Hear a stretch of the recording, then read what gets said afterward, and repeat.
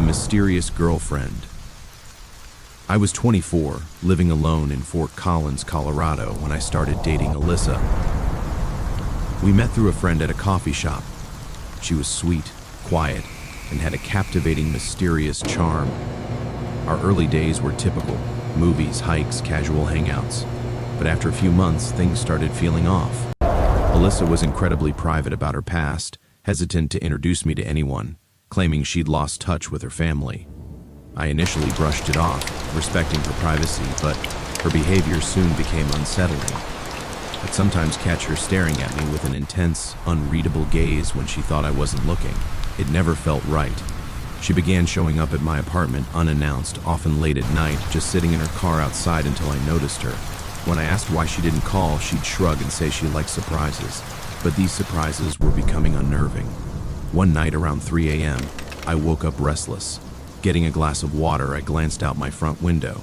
Alyssa's car was parked across the street, dark and silent, her silhouette barely visible behind the wheel, staring straight at my window. A cold dread washed over me. My gut screamed something was wrong, but I tried to rationalize it as her being overly attached. I went back to bed, planning to discuss boundaries the next day. When I brought it up casually, she seemed amused, brushing it off as simply missing me. I let it slide, despite my growing discomfort. Things quickly escalated. A week later, I came home to find her on my apartment stairs, looking tense. Before I could speak, she insisted I come with her immediately, saying it was important but refusing to explain. My instincts screamed to stay put, but I hesitated, confused by her frantic behavior.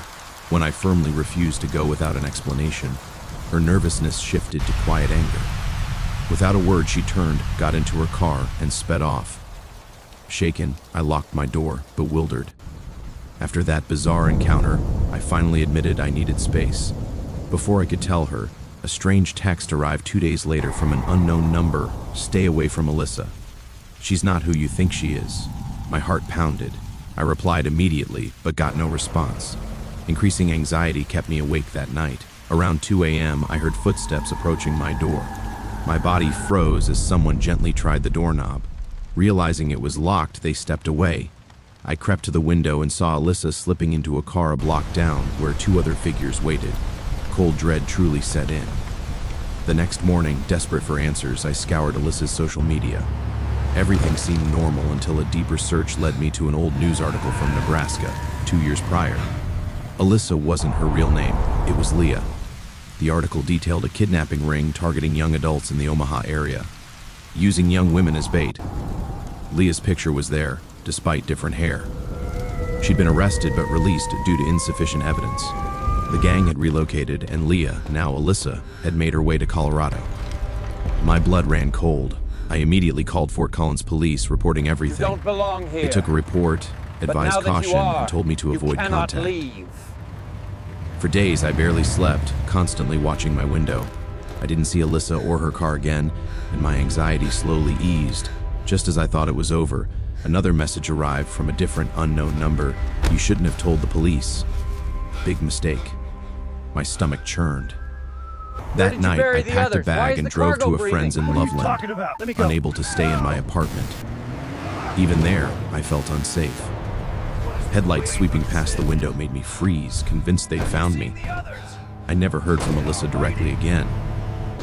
Months later, a local Fort Collins news story reported the arrest of 3 individuals for a kidnapping attempt involving a college student. Leah's name and photo were there, along with 2 men I didn't recognize. They had attempted to abduct someone near my old apartment. This time, a witness intervened, and police arrived. The most chilling part was in the police report. They'd found pictures of several targets on the suspects' phones, including addresses and personal details. My name was on that list. They had been planning this for weeks. I moved out of Colorado soon after, needing a fresh start far away. A year later, in a small Idaho town, I still double-checked locks and glanced nervously over my shoulder at night. I constantly questioned people's intentions, never fully trusting anyone new. Because the truth is, even with Leah behind bars, the terror of knowing I was moments away from vanishing without a trace has never faded. I was living alone in an apartment in Fort Collins, Colorado. I was 24 at the time and had recently started dating a girl named Alyssa, whom I'd met through a mutual friend at a local coffee shop. She was sweet, quiet, and possessed a mysterious charm. Initially, everything seemed completely normal. We regularly spent time together, watched movies, and hiked in the foothills, typical dating activities. But after a few months, things began to feel off. Alyssa was always incredibly private about her past. She was reluctant to introduce me to her friends or family, claiming she no longer spoke to them. At first, I didn't give it much thought, assuming she might have personal family issues she wasn't ready to share. I respected her privacy, but gradually her behavior became increasingly unsettling. Sometimes I'd catch her staring at me when she thought I wasn't looking, an intense, unreadable expression on her face. I tried to laugh it off, but her gaze always felt vaguely disturbing. She started appearing at my apartment unannounced, often late at night without a call or text. I'd find her simply sitting in her car, parked outside, silently waiting until I noticed her. When I asked why she didn't call, she'd shrug and say she enjoyed surprising me. But these surprises weren't endearing, they were becoming unnerving. One night I woke around 3 a.m. feeling restless. Unable to sleep, I got up for a glass of water. As I passed my front window, something caught my eye. Alyssa's car was parked across the street, lights off, engine off, just quietly sitting there. I squinted into the darkness and could barely make out her silhouette behind the steering wheel, staring directly toward my window. An immediate wave of unease washed over me. My gut screamed that something was wrong, but again I convinced myself she was just overly attached. I went back to bed planning to discuss boundaries with her the next day. The following afternoon, when I casually brought it up, she seemed unfazed, almost amused. She dismissed it as simply missing me, and despite my growing discomfort, I let it slide again. Get out of my truck! Things escalated rapidly after that. A week later, I came home from work to find her sitting on the stairs outside my apartment door. She looked tense, even agitated. Before I could ask why she was there, she abruptly stood up and insisted I needed to come with her immediately. She told me it was important but wouldn't elaborate, just kept urging me toward her car parked at the curb. My instincts screamed at me to stay put, but I hesitated, confused. Alyssa had never acted so frantic before. Still, something told me not to get in that car. When I firmly stated I wasn't going anywhere until she explained what was happening, her expression shifted from nervousness to quiet anger. Without another word, she turned and quickly walked away, climbing into her car and speeding off without a backward glance. Shaken, I went inside and double-locked my door, wondering what had just transpired. After that bizarre encounter, I finally admitted to myself that I needed some distance from Alyssa. But before I could tell her, 2 days later, I received a cryptic text message from an unknown number. It simply read, "Stay away from Alyssa. She's not who you think she is." My heart began pounding. I immediately replied, asking who it was, but never received a response. Feeling increasingly anxious, I tried calling Alyssa, but her phone went straight to voicemail. That night, anxiety kept me awake yet again. Around 2 a.m., lying in bed, staring at the ceiling, I heard footsteps softly approaching my apartment door. My body froze, senses on high alert. I listened carefully as someone gently tested my doorknob, trying to open it. When they realized it was locked, they quietly stepped away. I crept to the window and peered through the blinds, just in time to see Alyssa hurriedly slipping into a car parked a block down, where 2 other figures waited inside. A cold dread settled in. I spent the next morning frantically searching online for answers. I started digging through Alyssa's social media pages, which I'd never really examined closely before. At first glance, everything appeared ordinary. But when I searched her name more thoroughly, I unearthed something disturbing buried in an old news article from Nebraska, dated 2 years earlier. Alyssa wasn't her real name, it was Leah. The article described the arrest of a kidnapping ring that targeted young adults around the Omaha area, luring victims into cars using young women as bait. Leah's picture was there, clearly recognizable despite different hair color and style. She had been arrested but released due to insufficient evidence. The gang had since relocated, and Leah, now calling herself Alyssa, had somehow made her way to Colorado. My blood ran cold as I realized just how close I'd come to becoming their next victim. Panic surged through me, and I immediately called the Fort Collins police, recounting everything I'd discovered. They took a report promising to investigate and advised me to be cautious, lock my doors, and avoid contact with her. For the next few days, I barely slept, constantly watching out the window, feeling unsafe even in my own apartment. I didn't see Alyssa or her car again, and eventually my anxiety eased slightly. But just as I began to think it was over, another message arrived from a different unknown number. "You shouldn't have told the police. Big mistake." My stomach turned. That night, I packed some clothes and drove to stay with a friend in Loveland, not wanting to spend another night in my apartment alone. But even there, I didn't feel safe. Every time headlights swept past the windows, I froze, convinced they'd found me. I never heard directly from Alyssa again. But months later, I read another news story, this time local to Fort Collins, about the arrest of 3 individuals connected to a kidnapping attempt involving a college student. Leah's name and photo were there once again, along with 2 men I'd never seen before. They had attempted to abduct someone not far from where I used to live. This time, however, a witness had intervened and police arrived in time. But the most chilling part was in the police report, they had searched the suspects' phones and found pictures of several people, all apparently targets, along with addresses and personal details. My name was on that list. They'd been planning this for weeks. I moved out of Colorado shortly afterward, needing a fresh start somewhere far away. But even now, a year later, in a small town in Idaho, I find myself double-checking locks and glancing nervously over my shoulder whenever I'm out alone at night. I constantly question people's intentions, never fully trusting anyone new I meet. Because the truth is, even though Leah, or Alyssa, or whatever she called herself, is behind bars now, the terror of knowing I was moments away from vanishing, without a trace, has never faded. This incident happened to my mom when she was 19 years old. She worked at a small public call office, PCO, and STD testing center, a tiny place that didn't require many employees. Her boss had his main office connected to the PCO, where several employees worked for his primary real estate business. My mom mostly worked alone and had started this job during her college vacation. Her shift began in the morning and ended in the evening. Around 5 or 6 p.m. one day, while she was in the office, a man walked in. He looked to be in his late 52s with white hair and a white beard, wearing a navy blue shirt. The office had a glass front, allowing a view both in and out. The man entered to use the PCO. After his call, he approached my mom's desk and started making small talk. He asked if she was related to the boss, and when she said no, he began complimenting her, saying she was very beautiful and seemed educated. He then suggested that she didn't need to work in such a small office and claimed he could easily get her a job at a popular bank nearby, as he had connections there. Get out of my truck! He introduced himself and told her to bring her resume to his home to discuss her education and job prospects further. My mom felt uneasy about going to his house, but he mentioned his sick father and a servant who cared for the house and his father. He claimed his house was right across the road in a relatively new building where mostly wealthy people lived.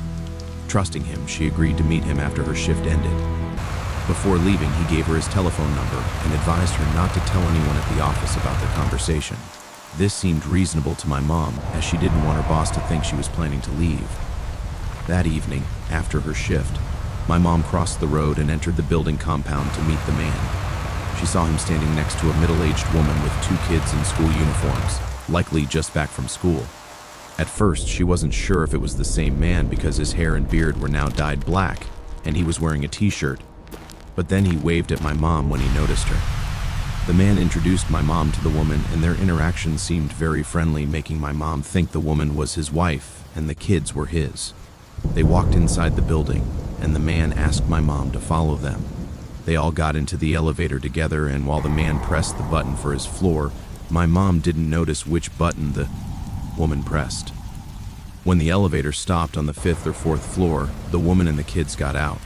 My mom thought this was their floor and started to step out too, but the woman chuckled and told her it wasn't. The man remained inside the elevator, and my mom realized the woman wasn't his wife, so she quickly got back inside. In the elevator, the man mentioned he worked in Dubai and mostly stayed out of the country because of his job. When they finally reached the 9th floor where the man lived, he stepped out first and my mom followed. She saw 2 or 3 kids playing in the square-shaped corridor with 2 doors on either side and the elevator and staircase in the middle. The man walked to the door closest to the elevator, unlocked it, and invited my mom inside. She noticed the kids still playing in the corridor. Inside, the living room was clean with white walls, an L-shaped sofa, a TV, a teapot with a cold drink bottle, and a packet of hair dye with a brush, as if he had just colored his hair. The man asked if she minded him don't closing the belong door, here. but my mom, while being But now that respectful, you are, asked him to keep you it open. cannot leave. He complied. He then offered to show her the house before discussing the job. She agreed, and he led her through a doorway beside the sofa into a small passage. My mom noticed that all the lights in the house were off except for the living room. The man opened a door on the left, saying, "This is the bedroom." She peeked inside and saw a dark room with closed Where did you windows bury and the a others? bed. Why is the cargo But she also breathing? saw What are you something that talking looked about? like Let a me go. camera stand in front of the bed, which made her feel uneasy. She didn't see his father or the servant he mentioned. When she asked about his father, he told her that he was out to see the doctor with the servant, Get out of my which was truck! strange because There is if he a knew his massive, dad wouldn't be chaotic around that crash of evening, crumbling why did he metal tell and my deep mom thuds otherwise? With huge splashes Feeling of scared, mud. Get out of my she truck! suggested they discuss the job now and walked back to the living room without completing the house tour. The man brought a chair from inside and sat in front of her. He asked my mom if she would like to have the cold drink that was in the teapot. She said no, but he insisted and went inside with the cold drink bottle, perhaps to the kitchen, while still talking about random things like whether my mom liked his house. He came out with 2 glasses of cold drink in his hands and asked my mom to have them. She took the glass but did not drink from it. He even asked her to take a sip, but she said she would drink it later, which she never did. After that, he started talking about his job in Dubai, where he claimed to live in a much bigger flat. He mentioned how strict the laws were there, but my mom wasn't paying much attention. She was still trying to process the situation and her growing unease. Suddenly, while talking about Dubai, he grabbed my mom's hand to demonstrate how they would cut off a thief's arm. This unnecessary touch scared her, and she realized she was in danger. She prayed silently for a way out. The man stood up and moved towards the door while talking about his Dubai flat's automatic door. My mom wanted to leave, but he was standing close to the door, ready to close it if she tried to escape. And the kids wouldn't have noticed, because they were so busy playing, and also, they were just kids. At that moment, she realized she had made a huge mistake by coming to this man's place. But she thought it was too late now. But then something unexpected happened. The 2 closed doors on the other side of the corridor opened, and 2 women, probably the mothers of the kids playing outside, stepped out and started calling their children. When they noticed each other, they stepped out of their doorsteps and began chatting near the man's door. This distraction gave my mom a chance to escape because the women caught the man off guard, and maybe they saw my mom too. She quickly stepped out of the flat saying, "I'm getting late, and I need to get home on time or my mom will kill me." She didn't even wait for the elevator and took the stairs instead. The man tried to stop her, but she told him she would meet him the next day, which was a lie. You cannot When my leave. mom finally reached home, she decided not to escalate the situation and kept it to herself. The next day, she was scared to go to work, but did. Her boss, who usually stayed in his cabin, unexpectedly came to her and asked if she had met the man from the day before. She admitted she had, and he asked if the man did anything inappropriate. Where did you She bury said the no. others? Why is the cargo After a few breathing? more questions, her boss warned her to stay away from him, saying he was not a nice man and she shouldn't go with him or visit his place. My mom agreed. She still doesn't know how her boss knew about the incident or if he knew the man personally. Nothing unusual happened during her shift, but later, as she was returning home, she saw the man standing outside his building, seemingly waiting for her. She managed to avoid him, but he noticed her and sent his servant to stop her because he was not fast enough. The servant tried to convince her to talk to the man again, but my mom refused and got into a taxi. She decided to leave the job since her vacation was ending soon anyway. A few years later, she read in the newspaper about an old man in his 60 seconds arrested in another city for drugging and sexually assaulting a girl. He had a history of similar crimes, including inappropriately recording his victims to blackmail them. It was the same man. When she realized that all his victims were my mom's age, early 20 seconds, she was terrified but never told anyone until after she married my dad. She shared this story with me just last year, still considering herself lucky that those women appeared that day, saving her from a similar fate. I started babysitting for the Morales family in Denver, Colorado, in February 2020. At the time, I was juggling a part-time administrative job at a small logistics company in Lakewood. My boss, Mark, was honestly one of the nicest people I'd ever worked for. He always let me clock out early if I needed to pick up groceries, never questioned my lunch breaks, and even surprised me with coffee some mornings. It was one of those workplaces where I actually felt appreciated, which was a relief because I'd had some stressful jobs in the past. With Mark being so understanding about flexible hours, I decided to take on additional work as a babysitter. I figured I could use the extra cash to help pay off some of my student loans. That's how I ended up working for Mr. Morales a couple of nights a week. He was a single father named Jonathan. His wife had passed away a year earlier in a car accident, which left him raising his 4-year-old daughter Bella on his own. He put in long hours at an IT firm downtown and needed someone reliable to watch Bella when he worked late. Bella was a bright, inquisitive little girl who loved coloring books and her stuffed animals. She had an impressive vocabulary for a 4-year-old and was always asking me questions about anything and everything. Whenever I arrived, she'd run up to me with a big smile, excited to show me her latest drawing or ask if we could bake cookies. You don't belong here. On this particular night, March 4th, if my memory serves me right, Jonathan had a big project at work. He apologized as he rushed out the door around 6 p.m., saying he probably wouldn't be back until after midnight. I told him not to worry. I'd make sure Bella had dinner and got to bed on time. We spent the evening as we usually did, coloring pictures of animals, playing with Why is the cargo or breathing? blocks, and watching a short kids show before bed. Bella seemed extra affectionate, climbing onto my lap and asking for hugs. I chalked it up to her missing her dad or maybe even her mom, though she didn't talk about that much. Get out of my truck! After her nighttime bath around 8:30, I brought her up to her room, which was decorated with glow-in-the-dark stars on the ceiling.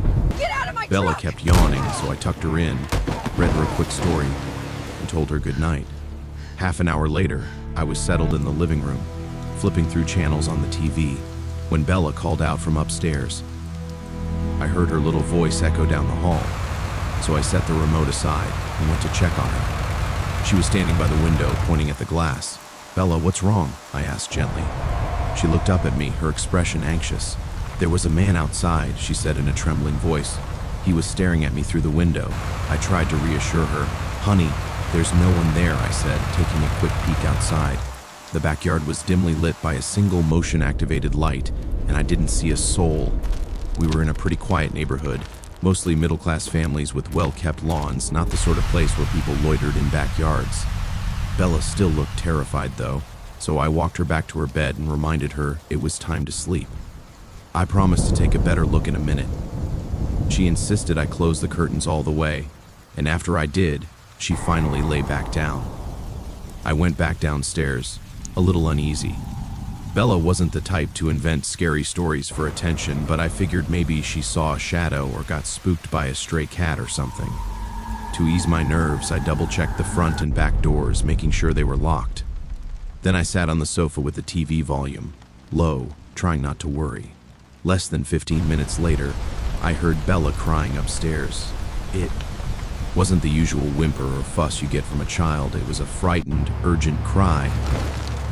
My heart pounded as I sprinted up the stairs, nearly tripping on the top step. I found her wide-eyed, tear-streaked, sitting up in bed. She managed to say between sobs, "He's back. He's looking at me." I glanced at the window. The curtains were drawn, but a sliver of the outside was still visible where the drapes didn't fully meet.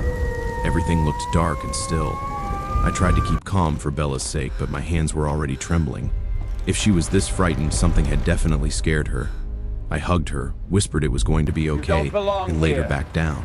But now Then, that you are, in a sudden burst of cannot worry leave. and maybe a bit of anger, I decided to do a quick check around the outside of the house. If someone was messing around, I wanted them gone. I grabbed a kitchen knife, probably an overreaction, but in that moment it felt necessary. Pushing open the back door, I stepped out into the cold. My breath came out in white puffs. The yard was silent. Where did The you tall bury the fence others? surrounded Why is the the cargo property. breathing? The motion sensor light blinked on, revealing nothing but a few scattered toys on the grass and a slight breeze rustling the tree branches. I walked around the side of the house, checked the windows, the driveway, even looked behind the trash bins. Get out of my truck! Still nothing. There is a Relieved, but still on massive, edge, chaotic I came back in crash through the of back crumbling door, metal and locking deep it behind me. thuds with huge Just as I turned the splashes of deadbolt, mud. I heard a Get out of loud my rattle truck! on the front door. It was like someone was jiggling the handle, trying to get in. My heart slammed against my chest. I rushed to the living room to look through the peephole. The hallway light was off, so I had to squint. There he was, a tall man, maybe in his 42nds, wearing dirty jeans and a stained hoodie. His face was partially turned away, but I could see enough to notice that his hair was matted and high. S eyes were wide with a kind of frantic energy. It felt like time slowed down. I gripped the knife so hard my knuckles ached. He started banging on the door, rocking it on its hinges. I could almost hear Bella's shaky breathing upstairs, even though she had to be half a hallway away. I swallowed hard and yelled through the door that I was calling the police if he didn't leave immediately. The banging stopped. Silence for a second. Then, to my absolute horror, he tried turning the handle again, using more force. I scrambled for my phone in my back pocket. My fingers fumbled as I dialed 911. My voice shook when I explained the situation to the operator. She told me to stay calm and stay on the line while officers were dispatched. The man must have heard me say police because he suddenly darted away from the door. I stayed on the call, locked in place, not daring to move. Within minutes, though it felt like forever, I saw the flashing lights of a patrol car through the window. By the time the officers came knocking, my hands were shaking so badly I struggled to pull back the deadbolt. When I finally let them in, Bella ran downstairs, sobbing into my leg. The police did a thorough search of the yard. One officer eventually shouted that he found someone crouched under a thick patch of bushes near the fence. The man was half hiding, half curled up, glaring at them with a confused expression. They handcuffed him while he mumbled incoherently. I watched from the doorstep, clutching Bella to me, torn between fear and a kind of relief. After they arrested the intruder, one of the officers took my statement. He seemed genuinely sympathetic. Then he told me something that made my stomach twist. The man had escaped from a mental health facility earlier that day, just a few miles away. Apparently, he was considered dangerous due to his unpredictable behavior, though he'd never But now that you are, you cannot a leave. weapon before. They were still trying to piece together how he'd ended up in Jonathan's neighborhood. Jonathan got home about an hour later, visibly alarmed. He knelt down and hugged Bella tight, apologizing to both of us for leaving her that night, though it wasn't his fault. He was just grateful she was safe. The police Where did you left, bury the promising others? to Why keep is us the cargo updated about the breathing? man's situation. Let me go. Bella eventually fell asleep in her dad's room, clutching one of her stuffed animals. As for me, I couldn't shake the image of that man's silhouette by the window. It still gives me chills to remember how certain Bella was that she saw him, and how when I looked, he was already gone, waiting for his moment to strike. Even now, years later, whenever I hear a strange tap at a window or sense movement in the yard, my mind jumps back to that night in Denver. The worst part is not knowing exactly why he fixated on that house, or if he was just looking for any open door. Sometimes I wonder if he remembers me and Bella, or if we were just nameless figures in the blur of his mental confusion. Ben and I launched our YouTube channel, American Urban Explorers, about 6 months ago. We'd driven all over western Pennsylvania, filming deserted factories in Aliquippa, the skeletons of old steel mills near Pittsburgh, and crumbling houses we found deep on rural back roads. Viewers love the mystery of these forgotten places, and we love the thrill of discovery. So when we heard rumors about an abandoned elementary school in a small town called Maplewood, just a quick drive north of the city, we knew we had to check it out. The old school, formerly known as Roosevelt Elementary, stood at the edge of Maplewood near a set of train tracks that hadn't been used in decades. Its paint was peeling, windows were shattered, and graffiti covered the brick walls. Locals whispered that it was haunted, especially after dark. Some claimed they saw lights flicker inside when no one was there. Others said they heard footsteps echoing in empty hallways. Most people in town avoided the place altogether, but for our channel, it was the perfect spot to film an eerie exploration video. One cool autumn afternoon, we parked our car on a quiet side street far from the school gates. The November breeze rustled leaves along the pavement. We packed up our camera gear, checked the batteries, and walked toward the property's fence. Barbed wire zigzagged along the top, but someone had cut a hole near the corner. It looked big enough for us to slip through. I remember pausing for a moment, my heart thumping. Something about the building felt off. The silence around it was almost too heavy, like the school held its breath. Ben, on the other hand, seemed eager. He'd always been the braver one. He gave me a thumbs up, and I steeled myself. We crawled through the gap in the fence and made our way toward the main entrance. The front doors were boarded up, but one of the plywood sheets hung loose, leaving just enough space to squeeze inside. Here. As we stepped into But the now that foyer, you a musty are, smell hit you us, cannot mold, leave. rotting wood, and years of neglect. A weak shaft of sunlight slipped through the cracks, illuminating dust motes that danced through the air. I clicked on my flashlight and handed Ben the camera. "Welcome to Roosevelt Elementary," he whispered for the video, panning the camera across the decaying corridor. Our footsteps echoed as we ventured deeper, Where did boots you bury crunching the over others? broken Why is the glass and cargo scattered breathing? debris. What are you talking about? Let me go. Old lockers lined the walls, their metal doors twisted and rusted. Some were hanging open, revealing crumpled papers, tattered books, and even an old pair of sneakers someone left behind. We passed a faded out of my mural on truck! one wall. There is It a showed massive, smiling kids chaotic playing under a crash of bright crumbling cartoon metal sun, and but deep the thuds paint was with chipped. huge splashes of Ed mud. and black Get mold out of my crawled truck! over the faces. I felt an uneasy tightness in my chest as I stared at those half-vanished smiles. It was like stepping back into a forgotten piece of history, both fascinating and frightening.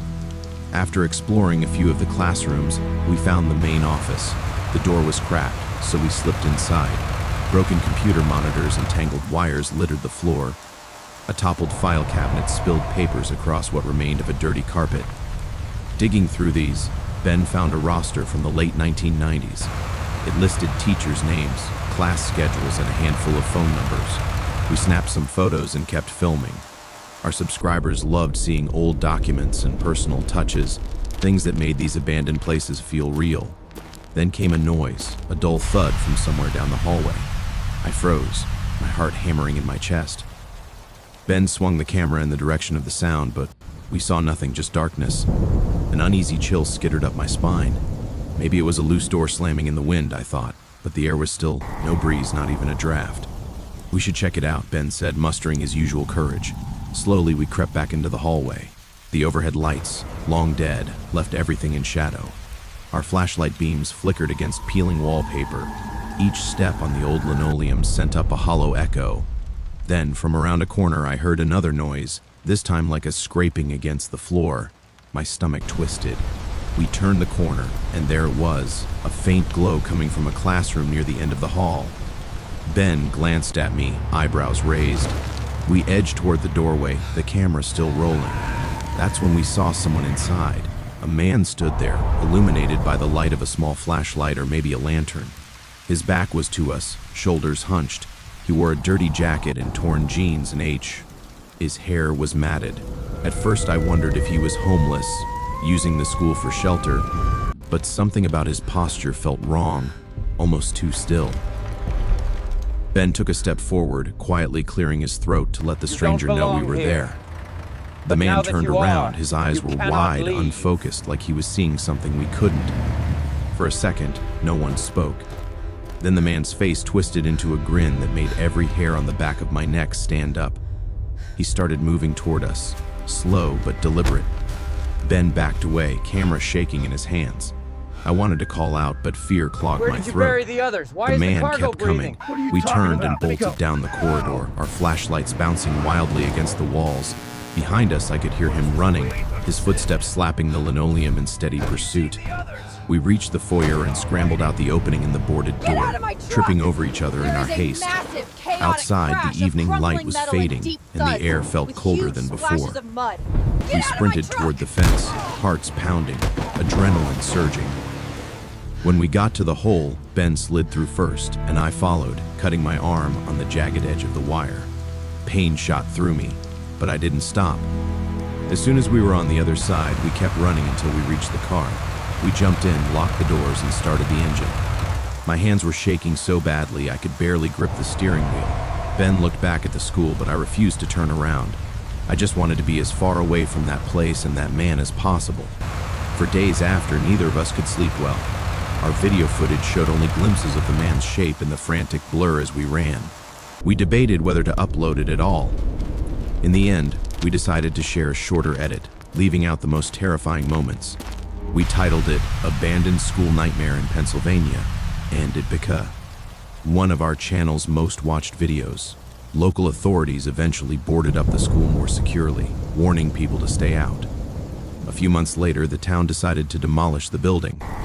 Ben and I drove by on the day the bulldozers rolled in. We watched from a distance as the ancient brick walls crumbled. It should have felt like closure, yet it only made the memory sharper, like a nightmare that decides to stay with you long after dawn. 2 years ago, one February night in Larimer County, Colorado, I was driving to a nightclub to meet up with some guy friends to party, because Saturday nights are always for the boys. We did this just about every Saturday, unless one of us was busy. I had fun every time, but honestly, I sometimes felt pressure to go. That Saturday, I spent most of the day at my grandparents' house, not too far from my own place. After a nice day with them, I drove home. At home, I took a quick shower, dressed in nicer clothes, slipped on a pair of fancy shoes, grabbed my phone, wallet, and keys, and headed out the front door. I climbed into my SUV, started the engine, and began driving down my familiar road. What I didn't know at that moment was that this would be the last time I ever drove a car. You don't belong here. The nearest highway from my house But was now only that about you 5 are, minutes away, you so I got cannot on leave. quickly and started cruising at around 70 miles per hour, matching the flow of traffic. After driving about 15 to 20 minutes along the highway, I noticed a police car on the other side of the road. It was facing the opposite direction, parked in the left lane. My first thought was that the officer was waiting for speeding cars to issue tickets. Where I did wish you that had bury been the the others? reality, Why is the but cargo sadly breathing? it wasn't. Since I was driving an SUV, my visibility of the ground immediately in front of me wasn't very good. It was also dark out, and the headlights of oncoming traffic occasionally blind. Dead me for brief moments. I continued driving at the same speed, There is a listening to massive, some music, chaotic my crash mind of drifting to crumbling thoughts of metal the and evening deep ahead, thuds with when huge suddenly splashes of I mud. felt a heavy Get out of impact my beneath truck! my vehicle. My heart dropped immediately, and I knew instantly that I'd run over something large, possibly a person. My hands started shaking, and I quickly pulled to the side of the highway, turning on my hazard lights. The moment I fully stopped, panic and dread filled me. I could hardly breathe. Tears flooded my eyes, and I found myself screaming, uncontrollably trembling. I had to do something quickly, but I knew it was impossible to turn around and check the scene myself because it was a high-speed interstate, and going against traffic could end tragically. With shaking hands, I called 911, desperate and terrified. The operator calmly told me they already knew about the situation because an officer on the scene was radioing in what had just happened. I asked her if I should come to the police station, and she said it would be fine. My mind was racing, and my heart was pounding painfully in my chest. I struggled to regain composure and drove slowly and carefully to the station. At the police station, I filled out forms, wrote statements, and spoke briefly with an officer who assured me they'd be in contact over the coming days. By the time I left the police station, my phone had several missed calls and texts from my friends wondering where I was. Feeling sick to my stomach, I called my friend Bob, telling him I wouldn't be coming to the club, explaining what had just happened. He was shocked and worried about me, but he understood and told me to take care of myself first. When I finally arrived home, I felt physically and emotionally drained. Sleep overtook me as soon as my head touched the pillow. The following week, I learned from news reports and police interviews more about the person I'd hit. His name was Brent Thompson. Brent was 28 years old and had a history of minor legal troubles. He had been pulled over by Deputy Lorenzo Lujan after an officer discovered his vehicle had expired tags. Brent panicked, gave the deputy a fake name, and when confronted about the lie, he ran. Deputy Lujan chased Brent to the edge of the interstate, deploying his taser. Brent fell onto the pavement seconds before I drove by and tragically ran him over. Brent died at the You don't scene, belong and the here. heartbreaking reality of this But now incident that you impacted are, so many you people. cannot leave. His family was devastated and filed a lawsuit against the deputy and the police department. After a lengthy investigation, the district attorney concluded that the deputy's actions were lawful. Neither the officer nor I was charged or fined, but the weight of this tragedy still haunted me daily. In the weeks and months after the Where accident, did you bury the my others? life Why is the dramatically cargo breathing? changed. What are you talking I about? became Let me go. withdrawn and avoided seeing my friends. Though they understood, I still felt guilty for abandoning them. I found it impossible to drive again. Every time I approached the driver's seat of a vehicle, I felt sick. Eventually, I stopped even trying. My friends or family drove me places when needed, and when they couldn't, I relied on Uber or buses. I started seeing a counselor to talk through my guilt and trauma. Therapy helped me process what happened, but it didn't erase my memories. The details still replayed in my mind, images, sounds, sensations, all vivid, especially late at night. I struggled with nightmares for months, waking in cold sweats, terrified. To cope, I decided to meet Brent's family. It was the hardest thing I'd ever done. I met his parents and younger sister, explained everything I remembered from that night, and apologized deeply, sincerely, and emotionally. Brent's family listened tearfully but forgave me. They acknowledged Ed that Brent had made mistakes that led to that night, but it didn't make losing him any easier. Our meeting was a pivotal moment in my recovery. Although painful, it helped lift some weight off my shoulders, knowing Brent's family didn't blame me for the tragic accident. Over time, I slowly rebuilt my life, forming stronger bonds with family and friends, appreciating life's fragility more profoundly. I dedicated time volunteering at local community centers, speaking to teenagers about choices, consequences, and responsibility, hoping to prevent others from experiencing similar tragedies. But despite therapy and the support of loved ones, driving remained impossible for me. I decided to move closer to my workplace, a small office where I worked in customer support, reducing the need to travel. I chose an apartment near a bus stop and a convenience store, simplifying life. Occasionally, I felt isolated or frustrated by my inability to overcome the trauma fully. Friends gently encouraged me to start driving again, but the thought alone filled me with anxiety and fear. I explained to them that my life was manageable without driving. They respected my feelings, and eventually the topic faded into the background. The accident changed my perspective profoundly. Every day became a gift. I learned the importance of forgiveness, compassion, and gratitude. Still, the regret and sadness lingered beneath the surface. I visited the site of the accident 1 year after it happened, bringing flowers in Brent's memory. Here. It was an emotional now that you moment as are, I stood you quietly, cannot leave. hearing the distant roar of cars rushing past. I felt sadness, but also hope, reflecting on my journey through trauma, guilt, forgiveness, and ultimately healing. Life isn't always predictable or fair. I learned that in the most challenging way possible. The experience taught me valuable lessons about empathy, Where did you bury the others? understand, Why is the cargo aim, breathing? What are you and talking about? Let me go. resilience. I never forgot Brent Thompson. He became a constant reminder of life's delicate balance and how quickly everything can change. This is something that happened to me when I was in the 7th grade, back in 2016, living in New York City. I had this math teacher named Miss Andre. She wasn't exactly my favorite, as I felt like she wasn't the kindest to me in my class, and she would assign an overwhelming amount of homework that felt more suited for a college senior. Anyway, let's get to the point of this story. It was a Friday after school, the last day before a 1-week break for the President's Day holidays. I was on my way home, riding the school bus I took every day. As we were halfway home, the bus stopped at a red light. While waiting for the light to turn green, I saw something that caught my eye as I looked out the window, listening to music with headphones on. To my left, I saw my teacher, Miss Andre. She was looking directly at me, and her expression was so rigid, I felt unnerved. I wondered if she was following the bus, but that was highly unlikely. It was probably just a coincidence. Also, the window was quite dark, so she might have been unsure if it was me or not. The light then turned green and we drove away. It was weird seeing someone I knew outside of school, considering New York City is the most populated city in the country. I got home and was able to move past what I saw earlier. The next evening, my family and I, along with my cousins, went to see a Muse concert in New Jersey. Sometime during the concert, Miss Andre appeared again. This time, she was on the stage of the Prudential Center. She just materialized, looking straight at me with the same facial expression from yesterday. This had to have been a hallucination, because if it wasn't, everyone in the crowd would notice her and the security guards would escort her off the stage.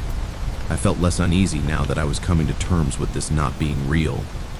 So, I ignored it and continued to have fun grooving along to the music. That's when she disappeared again. Miss Andre didn't appear again until the Friday of the following week. On that Friday, my family and I went to spend the weekend hiking at Mount Greylock. About 40 minutes into the hike, Miss Andre showed up once again. I wasn't scared anymore. It was getting annoying, and I didn't know how to get rid of this hallucination. I was contemplating my next move. Then an idea flew into my brain. So what I did was I ran to where Miss Andre was, and once I got to where she was standing, she was gone, just like the wind. But now that you are, you cannot My family leave. looked at me as if I were on drugs or something. My mother asked me if I was okay. I came up with the excuse that I had to get some energy out. My mother then said, "Okay then," maintaining the same facial expression. I didn't want to tell them what I was seeing. I was just too embarrassed. Plus, they probably wouldn't have believed me anyway. Where did you bury We the continued others? the Why is hike the until we cargo reached the breathing? top of the mountain. Talking about. Let me go. We camped out that night somewhere in the mountains. The next night, my parents booked an Airbnb to stay at. The house we stayed at was fairly big, and I got my own bedroom. During the next night, I fell asleep around 11 p.m. I had a dream about Miss Andre. The dream was about me coming back from the president's week break, and she ordered the entire math class to kill me. I pleaded with them not to kill me and screamed the word no over and over. Then a classmate of mine pulled out a pair of scissors from their pocket, and they were sticking it through my heart. Before the scissors could fully pierce my heart, I woke up and saw Miss Andre an inch away from my face. She was laughing and screaming like a hyena while wearing such an angry expression, as if she were going to kill me. That's when I started screaming and crying for my parents as loud as I could. Both of my parents came rushing into my room and asked what was wrong. I could no longer hide what I had been seeing for the past week. I had to tell them the truth. I recounted how the hallucinations started the prior Friday on the school bus, the two other instances, and just minutes ago when I woke up from a nightmare. They looked genuinely scared and concerned. They could tell I was being serious by my crying. My father said he was so sorry and asked me, "Why didn't you tell us sooner?" I replied that I thought they wouldn't have believed me and would think I was just crying wolf. My mother then said I could sleep in their room tonight so I could calm down and not be scared anymore. And so I slept in their room for the rest of the night. The next morning, on the drive back home to the city, I had a long discussion with my parents about how I shouldn't return to that school because of what had happened all week, and I was scared these hallucinations would continue if I stayed there. I also wanted to transfer to another school right away. They seemed hesitant to give me a straight answer, and both said they would come up with a decision by nighttime, adding that I was allowed to miss school tomorrow regardless of what decision they made. When nighttime arrived, they said I was allowed to transfer to another school if I agreed to see a psychologist once a week. I told them, no problem. When I started at my new school, my friends kept asking me through social media and text why I left my old school. I made up a lie, saying that my parents wanted me to go to a more well-known school. Believe it or not, they all actually believed that lie. The real reason only stays between me, my family, and my psychologist. Speaking of my psychologist, I was able to talk about all my problems, including the hallucinations, about my old teacher, Miss Andre. But now that you are, that really helped cannot me. leave. And the psychologist was able to prescribe me some medicine to help me through every day, to ensure I was no longer seeing things in my head, and it all worked. I never saw Miss Andre with my own eyes ever again, nor did I experience any more hallucinations. I still wonder to this day what may have caused that specific Where did you hallucination. bury the others? Why is the cargo I guess we'll never know. What are you talking about? A few years ago, I worked in private security out of Buffalo, New York. Last October, the agency assigned me to watch over an old, half-burnt mansion on the outskirts of town. The place had gone up in flames years ago, and a couple of people reportedly died inside. After that, it was abandoned, left as a charred husk with broken windows and a warped roof. Get out of my truck! Local kids spread rumors about ghosts, but I didn't believe in all that. To me, it was just another night shift. The property sat on a large estate with a tall iron fence around the perimeter. My job was to patrol the grounds a few times each night and make sure no squatters or vandals sneaked in. Pretty straightforward, really. The first few shifts were quiet, just me circling with a flashlight, listening to the wind rustling through dead trees. Then, about a week in, I was on duty around 2 a.m. It was colder than usual, and I remember my breath fogging up in the night air. I stopped near the front gate, scanning the upper windows of the mansion. Suddenly, I heard something, a sharp, distant cry. It lasted maybe 3 seconds before cutting off. At first, I thought it was an animal, but there was something about the pitch, the urgency, that felt too human. I tried shining my flashlight toward the house, but from where I stood, I couldn't see anything unusual. Part of me wanted to go in and check, but I'd been told to avoid entering the building alone. It wasn't structurally sound, and my boss insisted we leave it to the police if we aren't anything suspicious. So, I stayed outside, feeling uneasy until sunrise. By morning, I convinced myself it must have been some stray cat or a trick of the wind. Over the next few days, I couldn't shake the memory of that scream. Each night, I found myself walking closer to the entrance, listening more carefully. Then, on a Wednesday, I spotted something that stopped me cold. While circling the rear of the property, I glanced up at the top floor. A faint light flickered behind the soot-stained glass, like someone was moving around with a flashlight. That shouldn't have been possible. There was no electricity in that building, and the upper levels were essentially gutted by fire. I stood there for what felt like a full minute, watching as the light flickered in and out of the window. Then a figure appeared, just a silhouette, but unmistakably a person. They moved slowly, almost swaying, before stepping away from view. My stomach lurched. It was 1:30 in the morning, and that place was supposed to be empty. But now that you are, This time, curiosity you cannot overrode leave. caution. I radioed in to let dispatch know I was investigating. I climbed the creaking porch stairs and pushed the front door open. The inside smelled of ash and old, damp wood. My flashlight beam skimmed over scorched walls, sagging floorboards, and piles of debris. Every step echoed in the darkness. Where did I you bury moved the through a others? couple Why of is the charred cargo rooms, breathing? coughing as talking dust about? filled Let me the go. air. Then I heard a soft rustling behind me. My skin prickled. I swung the flashlight around. Nothing. Just a tattered curtain drifting near a shattered window. Trying to calm myself, I kept walking Get out deeper of my into the truck! house. There is That's a when I felt it, massive, an chaotic unmistakable crash of presence behind me, crumbling like metal and someone deep hovering just thuds out of with reach. huge splashes of I mud. spun around, Get out of flashlight my trembling truck! in my hand. Standing there was a man in a white gown, not a glowing ghost or anything bizarre, more like a hospital. Gown, worn and grimy, just hanging off his frame. His face was half hidden by the gloom, but I could see the whites of his eyes. Instinct took over. I bolted, practically crashing into the hallway walls as I dashed back the way I came. I don't remember breathing or thinking. I just remember the pounding in my chest. The front door was still half open, so I barreled out, nearly stumbling off the porch steps. Outside, I scrambled for my phone and called the police. I kept looking back, half expecting that man to appear in the doorway, but he never did. The cops arrived with a couple of squad cars. They looked skeptical when I told them my story, like they'd heard this kind of thing before. Still, they humored me, and we waited until daylight to do a thorough search. I followed them in, along with an older detective named Callahan, who seemed more patient than the rest. We inspected the rooms I'd walked through, but nothing was immediately obvious. After hours of poking around, one of the officers found a concealed door behind a collapsed bookcase leading down to the basement. The staircase looked newer than the rest of the house, as if it had been reinforced. The smell that hit us was enough to make my eyes water, a mix of mold, damp concrete, and something else I couldn't place. Down there, we found 3 men, alive, breathing, and startled by our arrival. They were wanted in connection with several robberies in the area. One of them lunged at the cops, but he was quickly restrained. Tucked away in the corner was a terrified man, tied to a chair, gagged and bound. His face was gaunt, and he had bruises on his arms. It hit me then. That screaming I heard on my first night probably belonged to him.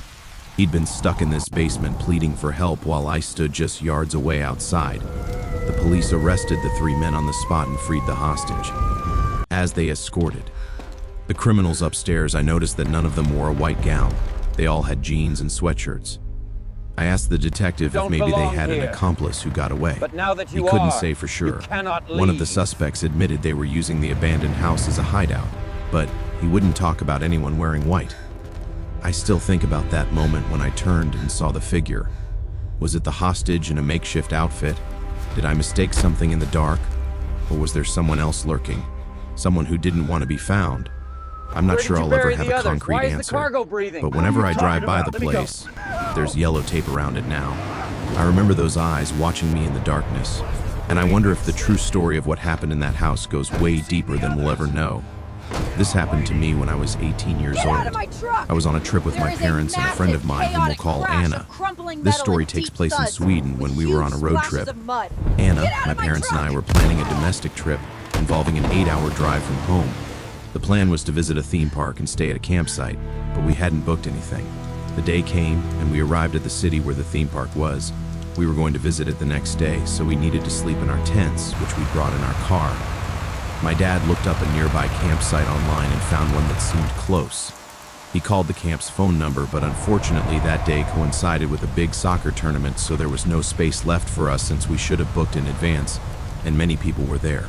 My dad called around, but we didn't find any well-priced campsites near the theme park, so our only choice was to find a camping spot in nature. We set the GPS for the closest parking area in the forest so we wouldn't have to pay any parking fines. We found a spot, a nature reserve. When we arrived, There were people around whom we asked if it was okay to set up our tents there, and if it was a good place to stay. A woman who was hiking told us it was a good place to sleep, and that there were no parking attendants. So, we decided to sleep in a small, lonely gravel parking lot. We were surrounded by forest, and a 10-minute walk away was a beach. At first, we thought we wanted to sleep at the beach, but something told me it would be better if we set up our tents in the parking lot. When we first got out of the car and were going to set up our shelter for the night, I noticed a solitary car further away from us in the parking lot. I thought it looked to be in bad condition, and I saw there were no people in it. However, I found it strange because it was already evening, so there were no people out at the beach or hiking in the woods at this time. But I thought no more about it. I helped my parents set up our tents. My parents were sleeping in one tent, and Anna and I in the other, with both tents placed close to each other. We were finally done struggling to build them. So Anna and I made it cozy while watching YouTube and eating snacks. It was around 11 p.m.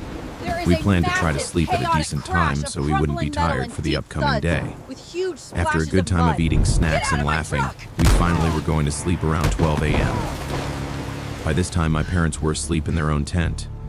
We were on our phones scrolling through TikTok before going to bed when we suddenly heard a metallic sound in the parking lot. I recognized it as a shovel being thrown down on the gravel ground.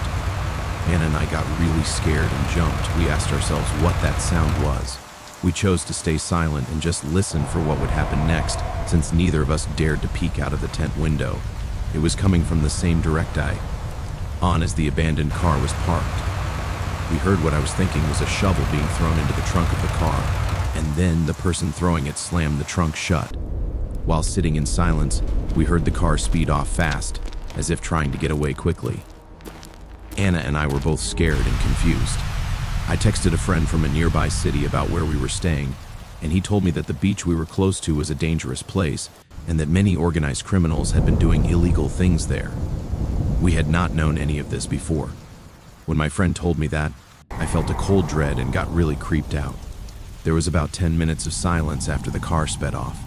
Anna and I were silent and had calmed ourselves down a little when we heard the loudest, blood-curdling scream ever from a male. Anna and I were horrified, and I texted my mom that we heard a loud scream from the woods. I woke her up by calling her phone so she would answer my text. Neither of my parents had heard the scream because they were asleep, so she told me it was probably nothing serious. At this point, I was so scared, and I couldn't think of any normal situation where a person would scream like this. Anna and I crawled under the blankets, scared of not knowing what would happen next. The minutes felt like hours while we were unable to sleep. Even though it was midnight, we were so tired. So we tried to sleep despite the screams and the thought of the speeding car. It was dead silent now. My blood suddenly turned to ice when I heard footsteps walking around our tents. Silent, stealthy footsteps. Anna and I sat up in fear. I laid down my phone so the person outside didn't see the screen light up the tent. I heard my own pulse, and my heart was beating so fast. There was no logical reason for this person to walk around our tents in the middle of the forest. Anna and I sat frozen-eyed, in fear under our blankets, hearing the person walk first around our tent, then move to my parents' tent, and then walk around our car next to our tents. I heard the person stop outside and look at our tents. The footsteps stopped, and then I heard the car from earlier come back. The headlights of the cars lit up our tents, so Anna and I quickly lay down from our sitting position so they wouldn't see us sitting. Knowing we had heard and seen them, I gathered my courage to peek out of the small window. The car door slammed shut, and they drove off again. I felt relieved that the person was gone now. I had an overview of the road they sped away on. About 5 minutes later, I heard another car approaching fast. I looked out and saw it was a police car speeding down the same way the old car was going. Nothing more happened after that. My friend and I were still shaken up by the situation, so we wanted to sit in the car and lock the doors to feel safer. I was awake until around 5 a.m., just watching the forest for any more things that were going to happen. Anna fell asleep in the seat next to me. After about an hour in the car, we went back to our tent, and we fell asleep from pure exhaustion. We woke up around 9 a.m., both tired and exhausted. I told my mom what we heard, and she had heard the footsteps too. But when the person was next to my parents' tent, there was heavy breathing from the person, like you would hear in a phone call in a scary movie. My mom got scared too. But my dad was asleep the whole time, so we had to tell the story to him, and we immediately packed our things and the tents, leaving the place as fast as we could. None of us wanted to be there for one more minute. We had a good time at the theme park, but later that evening, I searched about that forest we were staying in. Not long before our visit, there had been a murder of a man there, stabbed to death in debt to a gang, and 2 more men were missing from that exact beach and have still not been found. So, I thought to myself, what if the person walking around our tent was a dangerous individual looking to see if anyone was awake, witnessing what was happening? And I got chills afterward just by the thought of what could have happened. Days later, I still wonder who made those screams, and why were they using a shovel in the middle of the night in a forest, and why were police cars chasing right after? I had always been fascinated by ghost stories. My friends and I loved to share spooky tales during our sleepovers. One night, we decided to take things up a notch. We planned to visit the abandoned graveyard at the edge of our small town in western New York. It was rumored to be haunted by spirits dating back to the early 1800s, and nobody dared go there after dark. Being young and curious, we thought it would be fun. It was a chilly October evening when we set out, just a few days before Halloween. But now that you are, the sun had dipped below the horizon, leave. painting the sky in hues of purple and orange before disappearing entirely. We rode our bikes past rows of old Victorian-style homes, eventually leaving the glow of the streetlights behind as we neared the outskirts.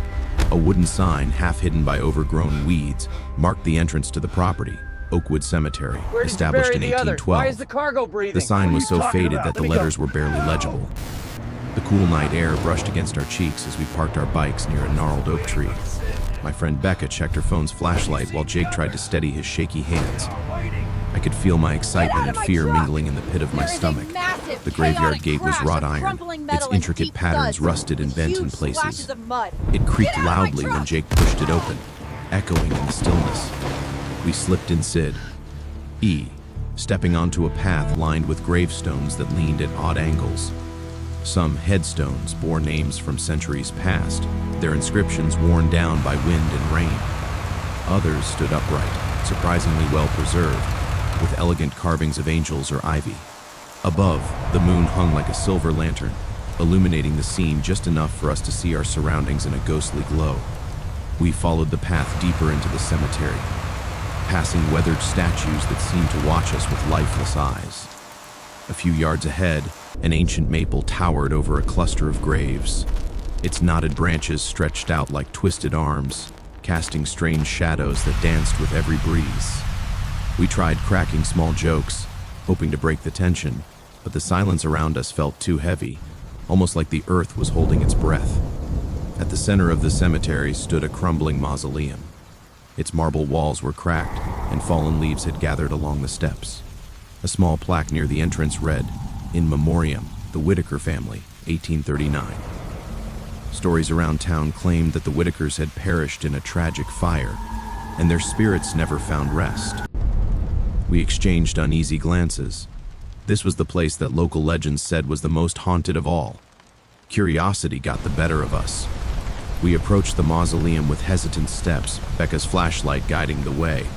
The heavy door was slightly ajar, revealing a dark space within. I could smell damp stone and something faintly sweet, like rotting flowers left from a long-ago funeral. We pushed the door open a bit wider and entered, hearts pounding. Inside, the air felt heavier as though we'd stepped underwater. Our flashlights revealed stone walls covered in a thin layer of moss and a few cracked marble slabs where coffins might have once rested. Cobwebs hung from the corners, shifting with every motion we made.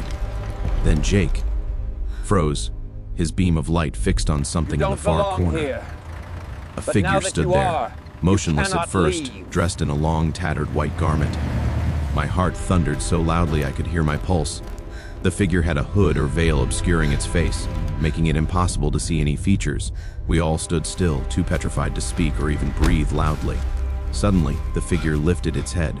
Two faintly glowing eyes seemed to reflect our flashlight beams, piercing the darkness. A soft rasping sound filled the silence like a hushed moan. It was enough to jolt us out of our paralysis. "Go," Becca hissed, her voice trembling. We turned and bolted for the door, shoving it open as the figure took a halting step Get out of my forward. truck! I nearly tripped There is over a a broken massive, slab as I chaotic scrambled out, crash of my heart crumbling thumping in metal my and deep ears. thuds. Outside, the Huge night air splashes felt of shockingly mud. cold Get against out my of my flushed truck! face. We sprinted back down the path, feet pounding the earth, our flashlights bouncing wildly across the headstones. Branches scraped my arms as we tore past the old maple tree. I could sense something behind us.